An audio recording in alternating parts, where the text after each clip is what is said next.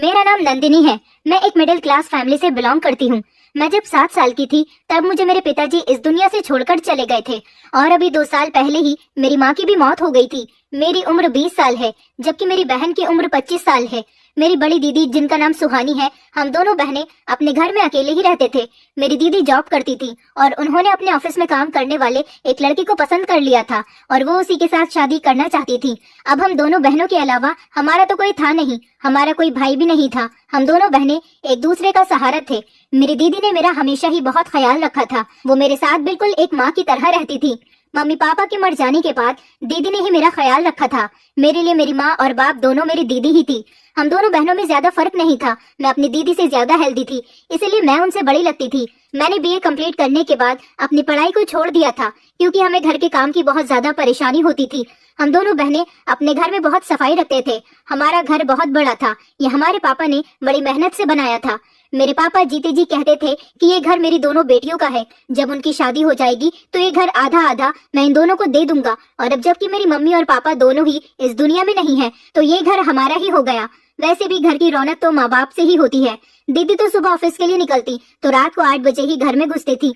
पढ़ाई पूरी होने के बाद मैंने घर में ही ठहरने का फैसला कर लिया था। मैं घर में ही रहती थी। सारा दिन अकेले रह रहकर बोर हो जाती थी, इसलिए मैं बच्चों को ट्यूशन पढ़ाने लगी थी। इसी तरह मेरा टाइम भी पास हो जाता था और घर के भी सारे काम हो जाते थे। मेरी दीदी जिस लड़के को पसंद करती थी वो अपने माता पिता का इकलौता बेटा था। उसके माता पिता गांव में रहते थे और वो लोग बहुत ज्यादा गरीब थे। वो यही शहर में रहकर अपने माता पिता को हर महीने अपनी सैलरी भेज दिया करता था। जब उसने मेरी दीदी को पसंद कर लिया तो उसने मेरी दीदी के साथ शादी करने का फैसला कर लिया। हमें तो इस रिश्ते से कोई एतराज नहीं था क्योंकि लड़का बहुत अच्छा था। मुझे भी बहुत अच्छा लगा था और वो मेरी दीदी से बहुत ज्यादा प्यार करता था। उसने अपने माता पिता को मेरी दीदी के बारे में सब कुछ बता दिया था और दीदी की फोटो भी सेंड कर दी थी। उसके घर वालों को मेरी दीदी बहुत पसंद आई थी और उन्होंने इस रिश्ते के लिए हाँ कर दी थी और कहा था कि जल्द से जल्द शादी करके हमारी बहू को हमारे पास भेज दो। मेरी दीदी गाँव नहीं जाना चाहती थी। वैसे भी सुनील जीजू तो शहर में काम करते थे। मेरी दीदी ने सोचा कि जब सुनील शहर में काम करता है तो वो गांव जाकर क्या करेगी। सुनील जीजू ने अपने माता पिता से जब इस बारे में बात की तो उन्होंने कहा कि बस हमें इसी बात का डर है कि पत्नी मिल जाने के बाद तुम बदल न जाना, हम बूढ़े माता पिता का क्या होगा। मेरी दीदी ने अपने सास ससुर से बात की और उन्हें भरोसा दिलाया कि वो कभी उनसे उनका बेटा नहीं छीनेंगी। जो हक वो अपने माता पिता को पहले से ही देता आया है, शादी के बाद में भी वही हक देगा क्योंकि हम दोनों बहनें भी तो बेसहारा हैं और बिना माता पिता की जिंदगी गुजार रहे हैं। हमसे ज्यादा माता पिता की अहमियत शायद कोई नहीं समझ सकता। सुनील जीजू के माता पिता को मेरी दीदी की ये प्यार भरी और समझदारी भरी बातें बहुत पसंद आई थी। वो लोग छुट्टियों में हमारे घर पर आ गए थे और इसी तरह से सुनील जीजू और सुहानी दीदी की शादी हो गई। शादी ज्यादा धूमधाम से नहीं की गई थी क्योंकि फालतू का खर्च ही होना था। ना तो सुनील जीजू के ज्यादा रिश्तेदार थे और ना ही हमारा इस दुनिया में कोई था, इसलिए हमने बहुत ही सिंपल तरीके से शादी कर ली थी। सुनील जीजू के माता पिता मेरी दीदी से बहुत खुश हुए थे। सुनील जीजू मेरी दीदी को अपने किराए वाले फ्लैट में लेकर चले गए थे और उनके माता पिता वापस अपने गांव लौट गए थे। एक हफ्ता मेरी दीदी वहां पर रही। उनको हमेशा मेरी फिक्र लगी रहती थी और पूरा एक हफ्ता मैंने अपनी दीदी के बगैर इस घर में बड़ी मुश्किल से गुजारा था क्योंकि हमारा घर बहुत बड़ा था। हमारे घर में लगभग 5 कमरे थे और सारे ही कमरों के अंदर वॉशरूम और बाथरूम अटैच थे। 2 मंजिल का घर था। मुझे इतने बड़े घर में दीदी के जाने के बाद बहुत डर लग रहा था। 3-4 दिन तो मेरी फ्रेंड मेरे साथ रहकर चली गई थी, लेकिन भला वो भी मेरे साथ मेरे घर में कब तक रह सकती थी। उसके बाद वो अपने घर चली गई। दीदी मुझसे बहुत प्यार करती थी। उन्हें मेरी बहुत फिक्र लगी हुई थी कि मैं किस तरह से अकेले घर में रह रही होंगी। और फिर मैं जॉब भी तो नहीं करती थी, दीदी ही तो जॉब करती थी। उन्हीं की कमाई से तो मेरा भी गुजर बसर हो रहा था। दीदी की शादी को 1 हफ्ते से ज्यादा ही हुआ था। दीदी अपने सामान के साथ हमारे घर पर आ गई और उन्होंने कहा कि मेरा तुम्हारे बिना दिल नहीं लगता, मुझे हमेशा तुम्हारी फिक्र लगी रहती है, मैं तुम्हारे साथ यहीं पर ही रहूंगी। मैंने दीदी को बोला भी कि कहीं ऐसा न हो कि सुनील जीजू नाराज हो जाएं। दीदी ने कहा उन्हें भी तुम्हारी फिक्र थी, उन्हें जब मुझसे मिलना होगा वो यहाँ पर आ जाएंगे। पर मुझे ये सब कुछ अच्छा नहीं लगा था। लड़की का असल घर उसकी ससुराल ही होता है। मेरे दिमाग में अचानक ही एक आइडिया आ गया। हमारा घर बहुत बड़ा था और हमारे घर में कमरे भी बहुत सारे खाली पड़े हुए थे। सिर्फ मैं और मेरी दीदी एक ही कमरा तो इस्तेमाल करते थे। इसलिए मैंने अपना आइडिया अपनी दीदी को बताया कि क्यों ना आप और जीजू हमारे ही घर पर रह लो। वैसे भी सुनील जीजू कितने सालों से किराए के फ्लैट में रह रहे हैं। आप दोनों इस घर में रहोगे तो आपका किराया भी बचेगा और आप दोनों को मेरी भी फिक्र नहीं होगी। इस चीज से मुझे भी फायदा होगा। मुझसे भी यहाँ का अकेलापन बर्दाश्त नहीं हो रहा था। मुझे भी आप लोगों का साथ मिलेगा तो बहुत खुशी मिलेगी। दीदी को भी मेरा ये आइडिया बहुत पसंद आया था। फिर उन्होंने अपना आइडिया सुनील जीजू को बताया। सुनील जीजू ने कहा, बात तो बिल्कुल ठीक है, लेकिन मैं फ्री में वहाँ पर नहीं रह सकता, मुझे अच्छा नहीं लगेगा। दीदी ने कहा, आप एक बार घर आ जाओ, फिर साथ बैठकर बातें करते हैं। ये कहकर दीदी ने फोन काट दिया था। जब रात के टाइम पर सुनील जीजू घर आए तो मैंने उन्हें घर में रहने के लिए तैयार कर लिया था और ये भी कहा था कि आप लोग किराए की जगह मुझे अपना समझकर अपने साथ रख लो, यही मेरे लिए बहुत है। सुनील जीजू मुझे अपनी बहन समझते थे। उन्होंने कहा, मेरा इरादा तो था कि मैं तुम्हें अपने साथ फ्लैट में ही ले चलूं, लेकिन फ्लैट बहुत ज्यादा छोटा है, हम दो लोगों का गुजारा ही वहाँ पर बड़ी मुश्किल से होगा, इसलिए मैंने तुम्हें वहाँ ले जाने के लिए नहीं कहा। मैंने कहा, कोई बात नहीं, अब आप लोग यहाँ पर मेरे साथ रहोगे, अब यही आपका घर है। वैसे भी ये घर मेरी दीदी और मेरा दोनों का ही तो है। सुनील जीजू बहुत अच्छे थे, वो हमारे घर में रहने के लिए तैयार हो गए। उन्होंने अपना फ्लैट खाली कर दिया और वहाँ से सामान हमारे घर में शिफ्ट हो गया। अब दीदी और जीजू सुबह को साथ जॉब करने के लिए चले जाते थे और मैं उन दोनों पति पत्नी के लिए रात का खाना तैयार कर लिया करती थी। इसी तरह से दिन गुजरते चले गए। मेरी दीदी की शादी को पूरे 2 साल हो गए थे और अभी तक मेरी दीदी को कोई औलाद नहीं हो सकी थी। दीदी को भी बच्चों का बहुत शौक था। उधर सुनील जीजू को भी बच्चे बहुत अच्छे लगते थे। दीदी ने काफी सारे डॉक्टर को भी दिखा दिया था, पर रिजल्ट कुछ भी नहीं आया था। और फिर धीरे धीरे 4 और फिर 5 साल मेरी दीदी की शादी को गुजर गए थे और अभी तक हमारे घर में बच्चों की किलकारी नहीं गूंजी थी। मैं भी अपने घर में रौनक देखना चाहती थी, बच्चों की चहल पहल, बच्चों की आवाजें, उनके साथ खेलना, लेकिन हम सब बहुत मायूस हो चुके थे और अब तो मेरी दीदी भी हार मानने लगी थी। दीदी मेरी शादी की बहुत ज्यादा जिद किया करती थी, लेकिन मैं अभी शादी नहीं करना चाहती थी। मेरी चाहत थी कि पहले मैं अपनी दीदी के बच्चों के साथ खूब खेल लूं, उसके बाद तो मैं शादी करके अपनी ससुराल चली जाऊंगी। लेकिन शायद मेरी ये ख्वाहिश ही रह जानी थी।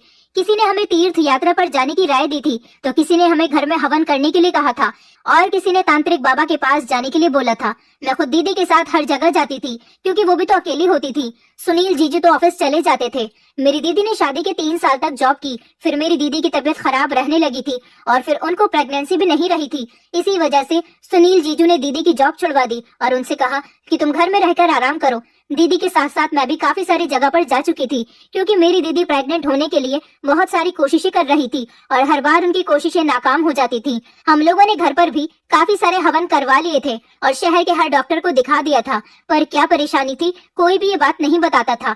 बस हर कोई मेरी दीदी को दवाई दे दिया करता था। दीदी दवाई खाते खाते परेशान हो गई थी और हर बार बड़ी उम्मीद के साथ वो दवाई खाती, लेकिन कुछ भी नहीं होता था। दीदी ने मन्नत मांगी हुई थी कि उनके पास बच्चा आ जाएगा तो वो मंदिर जाकर बहुत सारे गरीबों को खाना बांटेंगी, लेकिन इससे भी कोई नतीजा नहीं निकल रहा था। इसी तरह से काफी साल गुजर जाने के बाद दीदी हिम्मत हारती जा रही थी, पर मैं हर बार उनको हिम्मत देती थी और उनको यकीन दिलाती थी कि भगवान एक दिन आपकी प्रार्थना जरूर सुनेगा। हम लोग हर काम से मायूस हो गए थे और थक हार कर अब घर पर ही बैठ गए थे और भगवान का फैसला आने का इंतजार कर रहे थे। फिर एक दिन हमारे यहाँ सुनील जीजू के दूर के एक रिश्तेदार मेरी दीदी से मिलने के लिए आए। उन लोगों ने हमारे घर पर रात का खाना भी खाया था। वो दोनों पति पत्नी थे और सुनील जीजू की पत्नी को काफी टाइम से देखने की ख्वाहिश कर रहे थे, क्योंकि इन दोनों की शादी बहुत सिंपल तरीके से हुई थी, इसीलिए कोई भी मेहमान शादी में नहीं आ पाया था। अभी लोग शहर ही आए हुए थे, तो इसीलिए दीदी से मिलने के लिए हमारे घर पर भी आ गए। उन्होंने मेरी दीदी को बताया कि तुम्हारे शहर में एक तांत्रिक बाबा रहते हैं, तुम एक बार अपने आप को उन्हें दिखा दो। दीदी ने बताया था कि हम काफी सारे तांत्रिक बाबा के पास जा चुके हैं, पर हर बार हमारी कोशिश नाकामी साबित हुई है। उन्होंने कहा कि एक बार और ट्राई करके देख लो। दीदी ने उनका कहना मान लिया और कुछ दिनों बाद ही दीदी इस तांत्रिक बाबा के पास भी चली गई। दीदी मुझे भी उस बाबा के पास अपने साथ लेकर चली गई थी। उन्होंने दीदी को जड़ी बूटियां बनाकर दी थी, जो पति पत्नी दोनों को ही खाने की एडवाइस दी थी। दीदी वो जड़ी बूटियां भी पाबंदी से खाती रही और सुनील जीजू को भी खिलाती रही, लेकिन इसके बावजूद भी कोई फायदा हासिल नहीं हुआ। फिर एक दिन हमारे पड़ोस में ही एक आंटी रहती थी। उनका बेटा मेरे पास ट्यूशन पढ़ता था। कभी कभी वो अपने बेटे को लेने के लिए हमारे घर पर आ जाती थी और 1-2 घंटा बातचीत करने के बाद ही हमारे घर से जाती थी। वो उस दिन भी अपने बेटे को लेने के लिए ही आई थी। उन्होंने जब दीदी का उतरा हुआ चेहरा देखा तो उनसे वजह पूछी कि सुहानी को क्या हुआ। फिर दीदी उनके पास बैठ गई और उन्होंने उन्हें बता दिया कि अब की बार भी उनको कोई फायदा नहीं हुआ और साथ ही ये भी बता दिया कि वो हर तरीका आजमा चुकी है और अब तो वो हिम्मत हार चुकी है। लेकिन फिर आंटी ने दीदी को किसी ज्योतिष के बारे में बताया। उन्होंने कहा कि एक बार उनके पास जाओगी तो तुम्हें जरूर फायदा होगा। वो ज्योतिष भी है और एक वेद भी है। वो तुम्हारी कुंडली देखकर बता देंगे कि तुम्हारी कुंडली में बच्चा है भी या नहीं। अगर होगा तो वो तुम्हारा इलाज करना शुरू कर देंगे और अगर नहीं होगा तो वो तुम्हें मना कर देंगे, तुम्हें भरोसे पर नहीं रखेंगे। और मुझे भरोसा है कि तुम जरूर प्रेग्नेंट हो जाओगी, तुम्हें बहुत फायदा होगा। इन आंटी की बात सुनकर दीदी के दिल में फिर से उम्मीद की एक किरण जाग उठी थी। दीदी ने अगले ही दिन उन वेद जी के पास जाने का फैसला कर लिया। अब की बार दीदी वेद जी के पास अकेली ही गई थी, क्योंकि बच्चों के एग्जाम चल रहे थे और मेरे पास दीदी के साथ जाने का टाइम नहीं था। दीदी जब घर आई तो मैंने देखा कि वेद जी ने दीदी को कुछ सफेद सफेद पाउडर जैसा पानी में मिलाकर खाने के लिए दिया था और कहा था कि इसका आपको रोज सेवन करना है। और साथ ही उन्होंने 2 लौंग भी भाभी को दी थी। उनसे कहा था कि इन दोनों लौंग को तुम्हें 15 दिन तक अपनी साड़ी के पल्लू में बांध कर रखना है और सोते समय इन दोनों लौंग को अपने शरीर पर मल लेना। उसके बाद फिर से दोबारा इसको अपने दुपट्टे के पल्लू में बांध लेना। मुझे तो ये वेद जी कम और तांत्रिक बाबा ज्यादा लग रहे थे। वैसे भी आंटी जी ने बताया था कि वो एक ज्योतिष भी है। दीदी ने उस वेद जी के बताए हुए तरीके के मुताबिक ही सब कुछ किया। उस लौंग को अपने साड़ी के पल्लू में भी बांध लिया और रात को वो उसको मलकर दोबारा से साड़ी के पल्लू में बांध लेती थी। और साथ ही साथ वो उन्होंने जो सफेद पाउडर की पुड़िया दी थी उसको भी पानी के साथ ले रही थी। अगले हफ्ते ही दीदी प्रेग्नेंट हो गई। दीदी जब प्रेग्नेंट हुई तो मैं बहुत हैरान रह गई थी कि ये सब कुछ आखिर कैसे हो गया। दीदी इन 2 चीजों की वजह से इतनी आसानी से प्रेग्नेंट हो गई। भला ऐसे कैसे हो सकता है। फिलहाल दीदी तो बहुत ज्यादा खुश थी, क्योंकि वो माँ बनने वाली थी। वो तो खुशी से फूली नहीं समा रही थी। उन्होंने ये गुड न्यूज सुनील जीजू को सुनाना चाहा। जब जीजू घर आए तो दीदी ने उनको बड़ी खुशी खुशी ये गुड न्यूज सुना दी और वो भी ये बात सुनकर बहुत हैरान हुए थे कि पिछले 5 सालों में तो ऐसा कुछ भी नहीं हुआ, तो फिर अब एक मामूली वेद के पास जाने से इतनी जल्दी दीदी प्रेग्नेंट कैसे हो गई। सुनील जीजू ने दीदी से डॉक्टर के पास चलने के लिए कहा तो दीदी ने साफ इनकार कर दिया और ये कह दिया कि वो डॉक्टर के पास नहीं जाएंगी। डॉक्टर उल्टी सीधी दवाइयां दे देते हैं और फिर उनको इतने समय बाद ये गुड न्यूज मिली है जिसको वो अब बर्बाद नहीं करना चाहती। लेकिन मेरे दिमाग में अभी तक यही सब कुछ चल रहा था कि भला ये सब कुछ मुमकिन कैसे हो सकता है। सिर्फ 2 लौंग के टुकड़े अपने शरीर पर मलने से और वो सफेद पुड़िया, उसमें ऐसा क्या है जिसका सेवन करने से दीदी प्रेग्नेंट हो गई। जबकि मेरी आंखों देखी बात है, दीदी ने कोई भी डॉक्टर नहीं छोड़ा और ना ही कोई तांत्रिक बाबा छोड़ा। बहुत से तांत्रिक बाबा ने भी दीदी को जड़ी बूटी और ना जाने क्या क्या इस्तेमाल करने के लिए दिया था, पर दीदी उन चीजों से भी प्रेग्नेंट नहीं हुई थी। तो फिर ये सब क्या था। इस सब से तो बहुत जल्दी ही रिजल्ट निकल कर आ गया था। ज्यादा इंतजार भी नहीं करना पड़ा था। माँ बनना या नहीं बनना ये सब कुछ तो भगवान के हाथ में है। फिर इस वेद ने मेरी दीदी को ऐसा क्या दिया था। ये सब कुछ कैसे मुमकिन हुआ, मेरी तो कुछ भी समझ में नहीं आ रहा था। मुझे दीदी की हरकतें भी बड़ी अजीब सी लगने लगी थी। और तो और हैरानी की बात ये थी कि 15 दिन गुजरते ही दीदी का पेट भी बढ़ता हुआ नजर आने लगा था। मैं बहुत ज्यादा हैरान रह गई थी कि भला प्रेग्नेंट लेडी का पेट भी 3रे या 4थे महीने में बाहर निकलने लगता है, पर मेरी दीदी का पेट तो 15 दिन के बाद ही बढ़ना शुरू हो गया था। मैं अगर दीदी से कुछ कहती तो वो मुझे डांट देती थी और कहती थी कि तुम ज्योतिषी जी पर शक कर रही हो। उन्होंने मेरी कुंडली देखकर बताया था कि तुम्हारी कुंडली में माँ बनने का सुख बहुत जल्दी है, तुम जल्दी ही माँ बन जाओगी। और उनकी कही हुई बात बिल्कुल सही साबित हुई। देखो, मुझे 1 हफ्ते बाद ही गुड न्यूज मिल गई। मैंने अब दीदी से इससे रिलेटेड कोई भी सवाल पूछना बंद कर दिया था, लेकिन अब मुझे ये राज जानने का इंटरेस्ट जागने लगा था। मैं जानना चाहती थी कि भला ये सब कुछ इतनी जल्दी कैसे हो गया। जो इतने सालों में नहीं हुआ वो 1 हफ्ते में कैसे हो गया। एक दिन मेरी दीदी बाथरूम में नहाने के लिए गई थी और उन्होंने अपनी वो साड़ी उतारकर बाथरूम में ही टंगी रहने दी, जिस साड़ी की पल्लू में वो 2 लौंग बंधी हुई थी। मैं पहले किचन में गई और मैंने गरम मसाले के डिब्बे से 2 लौंग निकालकर अपने हाथ में रख ली और फिर व्हाइट सोडा निकाला, उसकी कुछ पुड़िया बनाई और जाकर दीदी की असली वाली पुड़िया अपने पास रख ली और वो व्हाइट सोडे वाली पुड़िया से बदल दी। उसके बाद मैंने जल्दी से बाथरूम में जाकर दीदी की साड़ी के पल्लू में किचन से लाई हुई लौंग उनके पल्लू में बांध दी और जो लौंग उनके पल्लू में पहले से ही बंधी हुई थी वो अपने पास रख ली। मैंने वो पुड़िया पानी के साथ ली और उसके बाद वो लौंग भी अपने दुपट्टे के पल्लू में बांध ली। मैं भी देखना चाहती थी कि आखिर इतनी जल्दी असर कैसे होता है। मुझे पता था कि मेरे ऊपर तो कोई असर हो ही नहीं सकता था, क्योंकि मैं तो शादीशुदा भी नहीं थी। ये सब किए हुए मुझे लगभग 4-5 दिन हो गए थे और मुझे कुछ भी नहीं हुआ था। मैं बहुत ज्यादा बेफिक्र हो गई थी और समझ गई थी कि ये ज्योतिष मेरी दीदी को बेवकूफ बना रहा है। मैं यही सब कुछ सोच रही थी। रात का टाइम था और फिर मैं सो गई। जब सुबह मेरी आंख खुली तो ये देखकर मेरे पैरों तले से जमीन निकल गई कि मेरा पेट दीदी की तरह बड़ा हुआ था। इसका मतलब मैं भी प्रेग्नेंट हो गई थी। मैं बहुत परेशान हो गई थी कि मेरे पेट को अचानक क्या हो गया। मेरा पेट बिल्कुल प्रेग्नेंट लेडी की तरह हो गया था। मैं परेशान थी कि मेरी तो अभी तक शादी भी नहीं हुई, फिर मैं प्रेग्नेंट कैसे हो सकती हूँ। मैं अब बिल्कुल प्रेग्नेंट औरत की तरह लग रही थी।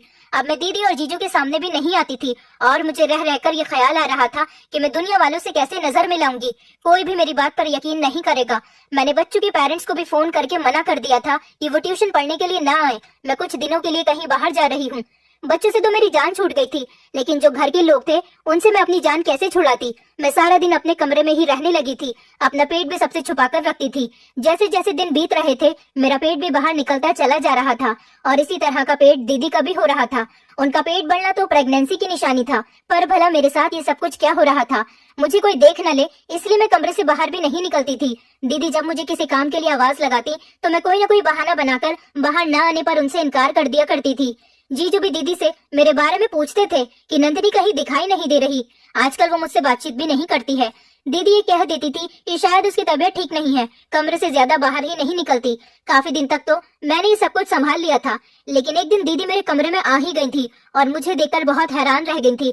उन्होंने मेरे मुंह पर थप्पड़ भी मार दिया था और कहा था कि अगर ऐसी कोई बात थी तो तुम हमें भी तो बता सकती थी, हम खामोशी से तुम्हारी शादी कर देते, पर तुम्हें हमारी इज्जत पर दाग लगाने की क्या जरूरत थी। मैं बहुत ज्यादा शर्मिंदा हो रही थी और मेरी समझ नहीं आ रहा था कि दीदी को किस तरह से अपनी सच्चाई का यकीन दिलाऊं। दीदी मुझसे पूछ रही थी कि बताओ ये सब कुछ किसने किया और वो कौन है। मुझसे उनको कुछ बताया ही नहीं जा रहा था और मैं रोने लगी। मेरी आंखों से लगातार आंसू निकल रहे थे। दीदी के बहुत ज्यादा जिद करने पर मैंने उनको बताया कि आपको जो पुड़िया वाली दवाई वेद जी ने दी थी और जो लौंग आपके पल्लू में बांधने के लिए दी थी, वो लौंग मैंने आपके पल्लू से चोरी करके अपने पल्लू में बांध ली थी, और आपकी पुड़िया वाली दवाई को भी मैंने बदलकर असली वाली पुड़िया की दवाई को खा लिया था। मैं ये जानना चाहती थी कि आप अचानक इतनी जल्दी प्रेग्नेंट कैसे हो गई थी। बस इसी सब की वजह से मेरा पेट बाहर निकल आया। दीदी मैं आपसे हाथ जोड़कर रिक्वेस्ट करती हूँ कि अपनी बहन पर भरोसा रखो। आपकी बहन ने कभी कुछ भी गलत करने के बारे में सोचा तक नहीं। जो मैं बता रही हूँ वही सच है। यही वजह है कि मेरा पेट प्रेग्नेंट लेडी की तरह लगने लगा। दीदी को भी ये सब कुछ सुनकर बहुत हैरत हुई थी कि मैं तो शादीशुदा भी नहीं थी, फिर मेरे साथ ऐसा कैसे हुआ। फिर दीदी ने मुझे कहा कि तुम अभी कुछ दिन तक अपने कमरे में ही रहना और बिल्कुल भी तुम्हें बाहर निकलने की जरूरत नहीं, चाहे कुछ भी हो जाए, लेकिन तुम अभी कमरे से बाहर मत आना। मैंने दीदी से कहा अगर घर पर कोई आ गया और उसने मेरे बारे में पूछा तो? दीदी कहने लगी मैं उन्हें खुद संभाल लूंगी। मैंने दीदी की कही हुई बात पर यकीन कर लिया था। मुझे अपने ट्यूशन के बच्चों की छुट्टी करते हुए काफी दिन हो गए थे, इसीलिए उनके पेरेंट्स का आना जाना हमारे घर पर लग रहा था और वो मेरे बारे में पूछ रहे थे। दीदी ने काफी लोगों को तो ये कहकर रवाना कर दिया था कि मैं शहर से बाहर गई हुई हूँ, कुछ दिनों बाद ही वापस लौटूंगी। कोई भी घर पर आता था तो मैं अपने कमरे से बाहर ही नहीं निकलती थी, लेकिन भला ये राज कब तक छुपता? कभी न कभी तो सबके सामने आना ही था। और फिर एक दिन आ भी गया था। एक दिन फिर से एक बच्चे की मम्मी हमारे घर पर आई, लेकिन वो तो हमारे घर पर जमकर ही बैठ गई थी। दीदी ने उन्हें बताया और उनके सामने चाय नाश्ता भी रख दिया। अब वो दीदी से बातें कर रही थी कि अचानक उन्हें हमारा पूरा घर देखने का ख्याल आ गया। दीदी ने उनसे बहुत सारे बहाने बनाए और ऊपर के पोर्शन वाले सारे कमरे दिखा दिए, लेकिन वो नीचे वाला कमरा भी देखना चाहती थी जिस कमरे में मैं थी, और वो समझ गई थी कि मेरी दीदी उनसे कुछ छुपा रही है। उस औरत को मेरी दीदी बहुत अजीब सी लग रही थी। फिर वो हुआ जिसके बारे में मैं सोच भी नहीं सकती थी। दीदी के पास अचानक किसी की कॉल आ गई। वो फोन पर बात करने में बिजी हो गई और उस बच्चे की मम्मी ने कमरे का दरवाजा खोल ही लिया और वो मेरे कमरे के अंदर आ गई। उनकी नजर जैसे ही मुझ पर पड़ी वो हैरान रह गई थी। मैं भी उन्हें देखकर हक्का बक्का रह गई थी कि अब क्या होगा। अब तो मेरी इज्जत सिर्फ भगवान के हाथ में ही थी। फिर ऐसा हुआ कि अचानक उस औरत के मोबाइल पर किसी की कॉल आने लगी और कॉल आने वाले इंसान ने बताया कि उनकी बेटी की बहुत ज्यादा तबीयत खराब है। वो फौरन उल्टे पैरों हमारे घर से भागी चली गई। तब जाकर हमारी सांस में सांस आई थी। अब दीदी ने कहा कि इसका जल्द से जल्द कोई सॉल्यूशन निकालना होगा, वरना हम किसी को मुंह दिखाने के काबिल नहीं रहेंगे। इस टाइम तो भगवान ने हमारी इज्जत को बचा लिया था, लेकिन आगे क्या होने वाला था ये तो हमें भी नहीं पता था। दीदी ने सुनील जीजू को बताने का फैसला किया तो मैं बहुत डर गई थी। मैं नहीं चाहती थी कि उनको इस बारे में पता चले, क्योंकि मुझे पता था कि वो भी अपनी साली को गलत ही समझेंगे और सोचेंगे कि जरूर उनकी साली का किसी के साथ अफेयर चल रहा है और ये सब कुछ किसी लड़के का ही किया धरा है। दीदी ने मुझे तसल्ली दी और कहा कि मैं तुम्हारे साथ हूँ, मुझे पता है कि तुमने कुछ नहीं किया तो फिर तुम्हें डरने की कोई जरूरत नहीं। लेकिन ये कोई छोटी बात नहीं थी, एक कुंवारी लड़की का प्रेग्नेंट होना। दीदी ने कहा कि सुनील को तो बताना ही पड़ेगा, आखिर उनके अलावा हमारा कोई है भी तो नहीं। उन्हें बिना बताए इस चीज का सॉल्यूशन कैसे निकालेंगे। और फिर दीदी ने इस बारे में सुनील जीजू को बता दिया था। जीजू मुझ पर बहुत ज्यादा गुस्सा हुए थे। मुझे पता था कि उनको भी दवाई वाली बात पर यकीन नहीं आएगा और उनका भी यही कहना था कि तुम्हारी बहन ने बहुत गलत कदम उठाया है। मैं बहुत शर्मिंदा थी कि अनजाने में मैंने इतनी बड़ी गलती कैसे कर दी। दीदी ने जीजू को बहुत समझाने की कोशिश की, जिस पर उन्होंने कहा कि तुम मुझे अपनी बहन की साइड लेकर बेवकूफ बनाने की कोशिश कर रही हो, और उन्होंने दीदी की किसी बात पर यकीन नहीं किया। जीजू हम दोनों बहनों से बहुत ज्यादा नाराज हो गए। अब दीदी ने जीजू से कहा था कि डॉक्टर के पास चलते हैं, जरूर हमें इस प्रॉब्लम का सॉल्यूशन मिल जाएगा। लेकिन जीजू ने इस बात का कोई जवाब नहीं दिया और वो अपने कमरे में चले गए थे और मैं भी अपने कमरे में चली गई थी। और बहुत रोई थी कि ये सब कुछ मेरे साथ क्या हो रहा है। मैं जीजू की नजरों में भी गिर गई थी। मैंने जीजू को अपना भाई मान लिया था और उनको मेरी बात पर यकीन करना चाहिए था, बल्कि इस परेशानी के कड़े वक्त में उनको मेरा साथ देना चाहिए था, पर वो तो नाराज ही हो गए थे। मैं उनसे नजरें मिलाने के काबिल नहीं रही थी। जीजू मुझे जब कमरे से बाहर देखते तो दीदी पर गुस्सा करते थे और उनसे कहते थे कि अपनी बहन को कमरे के अंदर लेकर जाओ, मुझे इसकी शक्ल भी नहीं देखनी। जब मैं घर आया करूं तो ये मेरे सामने ना आया करे। दीदी ने रात के टाइम पर जीजू को सब कुछ समझाया था कि वो लड़की है, हमें उसका साथ देना चाहिए और उसकी परेशानी को दूर करना चाहिए, वरना उससे कौन शादी करेगा। फाइनली जीजू मुझे डॉक्टर के पास ले जाने के लिए तैयार हो गए थे, लेकिन जीजू ने दीदी से सख्ती से मना किया था कि दिन के टाइम पर तुम इसे अपने साथ घर से बाहर लेकर मत निकलना, मौका देखकर ही तुम इसे डॉक्टर के पास लेकर जाना। दीदी मुझे मौका देखकर डॉक्टर के पास ले आई थी। मैं बहुत घबरा गई थी कि अब क्या होगा मेरे साथ। डॉक्टर के क्लिनिक पर काफी भीड़ थी। वहाँ पर हम लोग लगभग 1 घंटा बैठे रहे थे, लेकिन जब हमारा नंबर आने लगा तो डॉक्टर के चेकअप करने का टाइम खत्म हो गया था और अब हमें कल फिर से दोबारा यहाँ पर आना था। हम लोग घर चले गए थे। हम लोग घर आए तो जीजू ने दीदी से पूछा कि क्या हुआ, डॉक्टर ने क्या बताया, जिस पर दीदी ने बताया कि डॉक्टर के चेकअप का टाइम खत्म हो गया था, इसलिए हम घर को वापस आ गए और अब हम कल फिर से जाएंगे। मेरी ये रात बड़ी भारी गुजरी थी और मुझे दिन निकलने का इंतजार था। मैं सारी रात जागती रही थी। मुझे इंतजार था कि कब सुबह होगी और मेरी मुश्किल खत्म होगी। फिलहाल सुबह हो गई थी और मैं लगभग 10 बजे के टाइम पर दीदी के साथ डॉक्टर के क्लिनिक पर फिर से चली गई थी। हम लोग चेकअप करवाने के लिए घर से निकल गए थे। दीदी ने अपना चेकअप नहीं करवाया था। मेरा नंबर आ गया था और मेरी हालत बहुत बुरी हो रही थी और मुझे पसीने छूट रहे थे। डॉक्टर मुझे अपने साथ चेकअप के लिए ले गई थी। मेरा चेकअप हो गया था। मुझे तो बाहर भेज दिया गया था, लेकिन डॉक्टर काफी देर के बाद बाहर आई थी और कुछ परेशान लग रही थी। दीदी के पूछने पर डॉक्टर ने कोई सही जवाब नहीं दिया था और कहा था कि मैं कुछ टेस्ट लिखकर दे रही हूँ, वो टेस्ट करवाने के बाद मेरे पास आना। टेस्ट का पर्चा लेकर मैं और दीदी लैब चले गए थे और हमने टेस्ट करवा लिए थे। टेस्ट की रिपोर्ट हमें अगले दिन मिलने वाली थी और अगले दिन का हमें बेसब्री से इंतजार था जब हमें लैब से रिपोर्ट मिलनी थी। जैसे तैसे अगला दिन भी निकल चुका था। हम दोनों बेसब्री से लैब से रिपोर्ट मिलने का इंतजार करने लगे थे। दोपहर के 2 बजे मैं और दीदी लैब चले गए थे। वहाँ से रिपोर्ट्स लेकर हम फौरन डॉक्टर के पास चले गए।